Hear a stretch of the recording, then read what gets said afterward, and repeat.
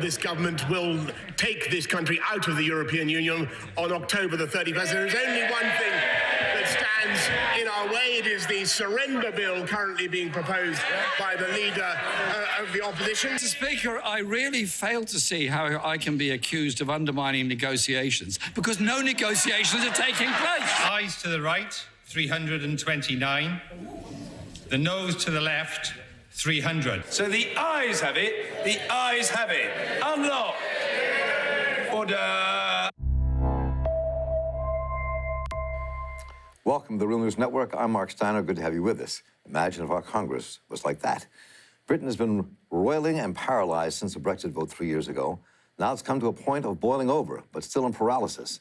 A constitutional crisis for a government with no constitution.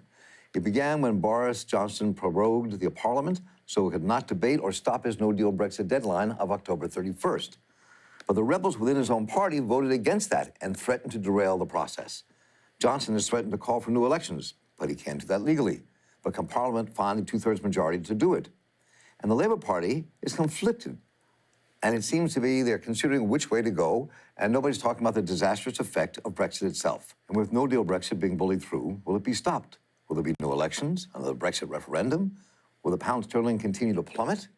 Not to mention the Boris-Donald connection, the growth of right-wing populism. Once again, Nation editor DD Guttenplan joins us, who spent 25 years in Britain covering their political life. And Don, welcome back. Good to have you with us once again. Great to be with you, Mark.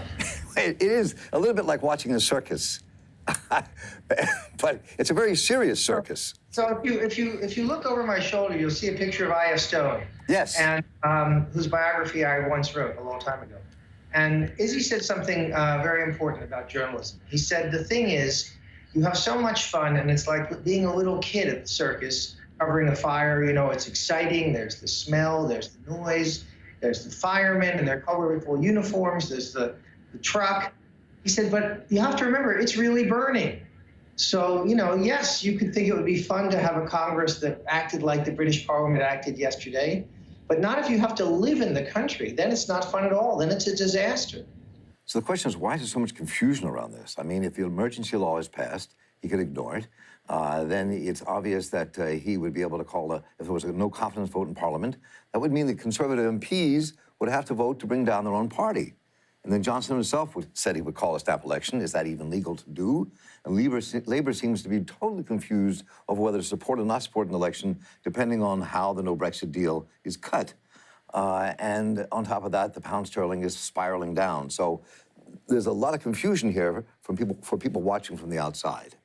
If Britain really wanted to leave the European Union, somebody ought to say to them what they say to people in Maine and Vermont, which is, you know, I wouldn't start from here because this is a mess.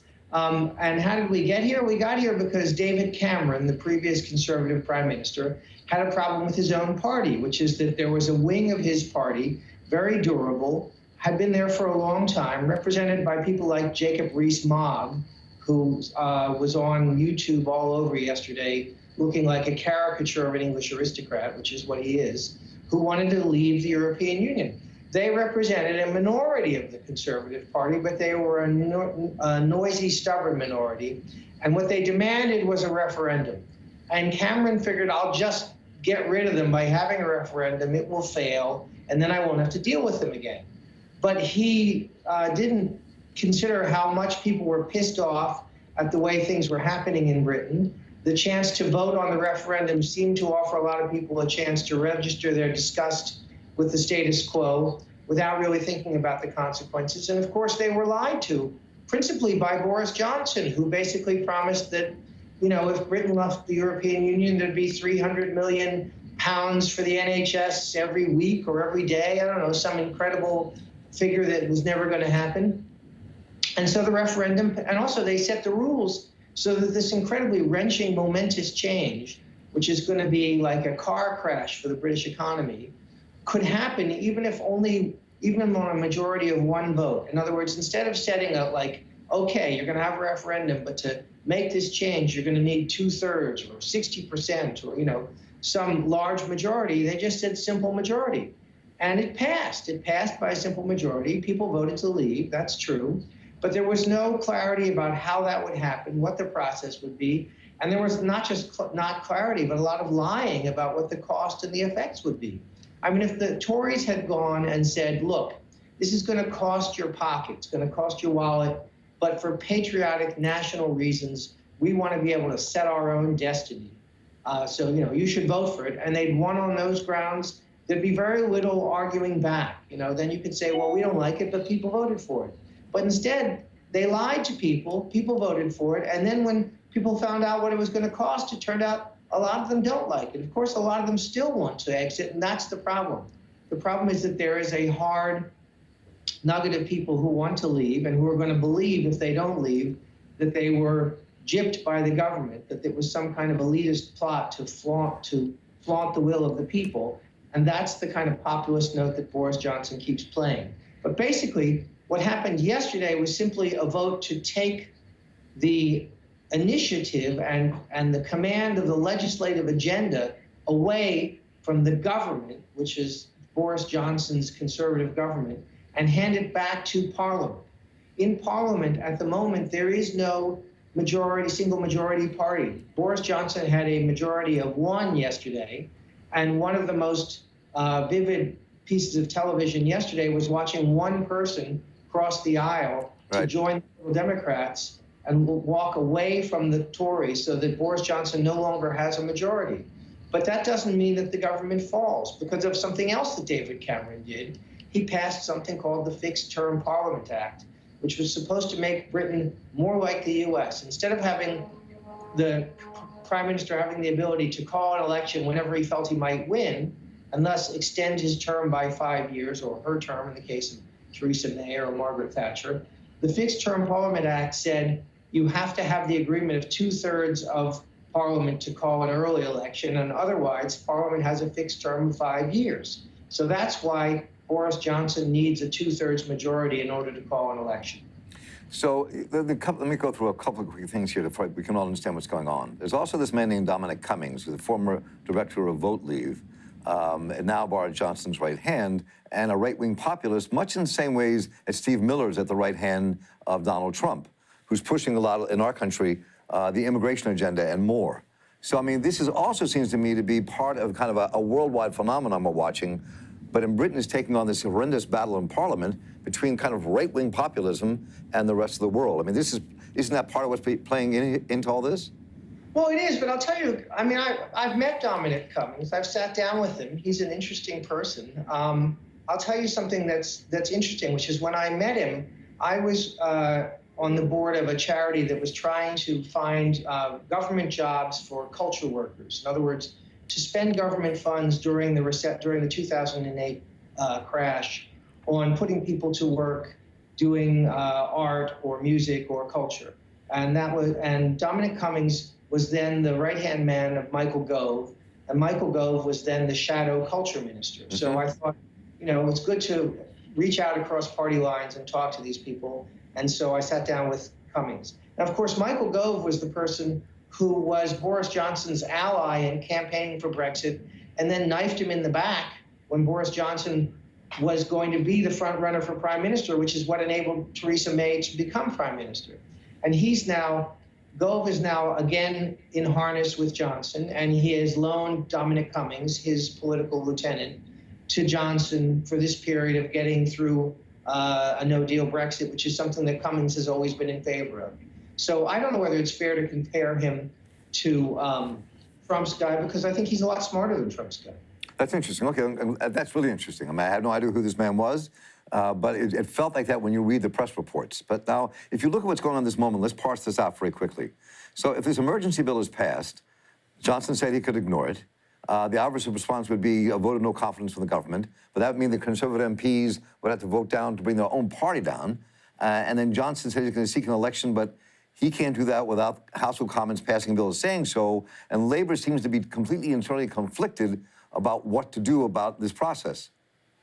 I don't think so. I mean, Johnson was baiting Jeremy Corbyn yesterday repeatedly, and part of it is baiting, saying, the way to do this is to call an election, but you're afraid to call an election. And what he was basically suggesting is that Corbyn's own MPs were afraid to call an election because the Labour MPs don't support Corbyn.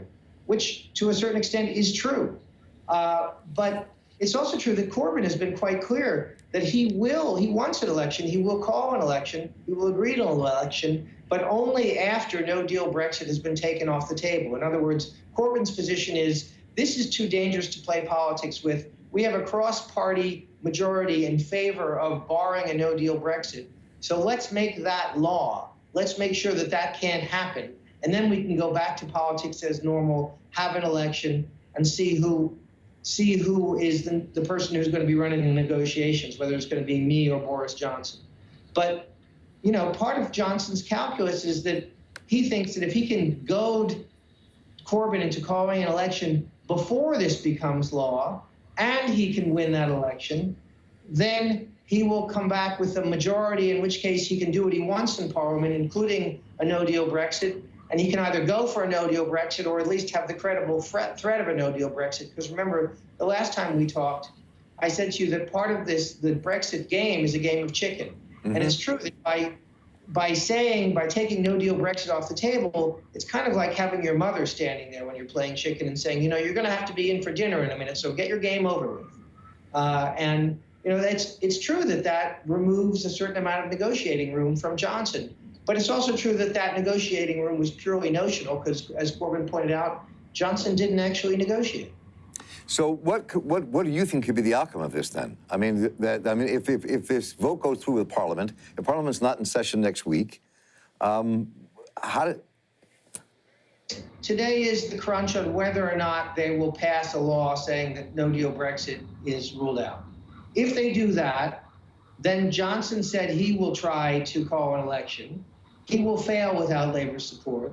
And Labour, I think Corbyn will refuse to lend him support for that until the Queen has given her assent to this bill. There's a certain process that has to happen. It's not just it goes through Parliament.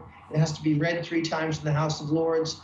Now, the House of Lords normally move fairly slowly, as we discussed last time, but you know, they are capable of moving a little quicker, and they certainly have an incentive, since a large majority of the Lords are against a no-deal Brexit, to do that.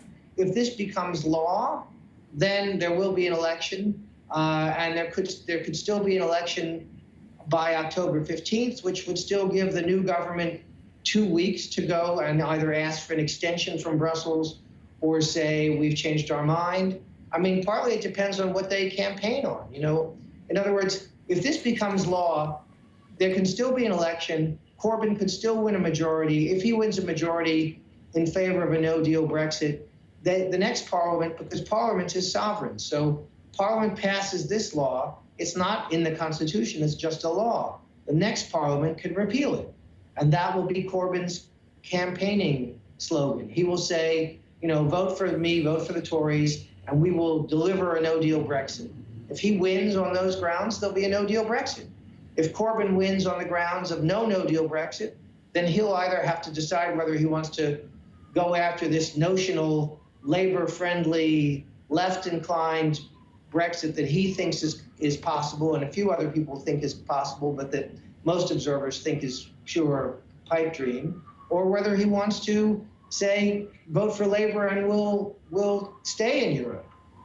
Which, you know, certainly a majority of his members of Parliament would support, probably a majority of his members would support, but the problem is a majority of his members, but not enough of his members, particularly in northern industrial seats, not enough Labour Party voters in the north would support that to guarantee a Labour majority in government. So that's the underlying truth that your viewers need to bear in mind about Brexit, is that it actually divides both parties. And that along with the Brexit game of chicken, which is, you know, we're going to take Britain out, and Europe, you're going to be, you know, your seatbelt is going to be in the passenger seat, and you're going to go off the cliff with us unless you give us a good deal. That's one game of chicken. The other game of chicken, which so far Jeremy Corbyn has been playing brilliantly, is we are both going to destroy our parties over this, but the Tories are going to destroy themselves first. And that's what happened yesterday. So Corbyn's task now is to keep Labour from tearing itself to pieces over Brexit the way we just saw the Tories do yesterday. And I think he's got a reasonably good chance of succeeding at that. This has been really interesting. I mean, it really kind of explained things in ways I have not heard before, which I think is important for our viewers to understand. But just finally, they talk a bit about how deep this crisis is for the body politic in Britain and what that means for the future. I mean, Brexit would be a huge self-inflicted wound on the British economy and on British society. Don't forget, okay, a lot of Britain's food comes from Europe. A lot of its medicine comes from Europe. You go into any corner shop anywhere in Britain and you'll see French cheeses, Dutch cheeses, Italian olive oil, Italian wine, all sorts of things from Europe. Those things will be, impossible to get, hard to get. There'll be backups at Dover and Calais in terms of delivering them. More important, people won't be able to get medicine, insulin, all sorts of life-saving drugs people rely on that we don't make or they don't make in Britain. They only make in Europe. So that's going to be huge. But also the whole Irish backstop, which is the thing that divides the Conservative Party at the moment, which is whether you draw a border between Northern Ireland and Southern Ireland to have customs posts, or whether that border is in the Irish Sea, meaning that Northern Ireland is treated differently to the rest of the United Kingdom. That that has big implications for the Good Friday Agreement, for peace in Northern Ireland, and also for the integrity of the United Kingdom. Because if Northern Ireland is going to be taken out of Europe, whether it wants to or not, that's a good campaigning slogan for Sinn Féin to say, we need to unite with Ireland, who are in Europe and who are going to stay in Europe. So if you see your future in Europe and you live in Ireland, vote for Sinn Féin. That's definitely a possibility. The same in Scotland. The referendum in Scotland, which had a high benchmark to reach, failed for Scottish independence. But Scotland, a vast majority of Scots want to remain in Europe. If Boris Johnson takes Britain out of Europe, that makes it much more likely that there'll be another Scottish referendum and that the Scots will leave, which will mean the disintegration of the United Kingdom, which has been together since 1707. Well, you've just painted a real critical picture of what the future could be, and I appreciate it, Don, so much for you joining us today. And thanks for the work you all are doing at The Nation to cover this for us. Don Guttenplan is Editor-in-Chief of The Nation. Good to have you with us, Don, and look forward to talking a great deal more.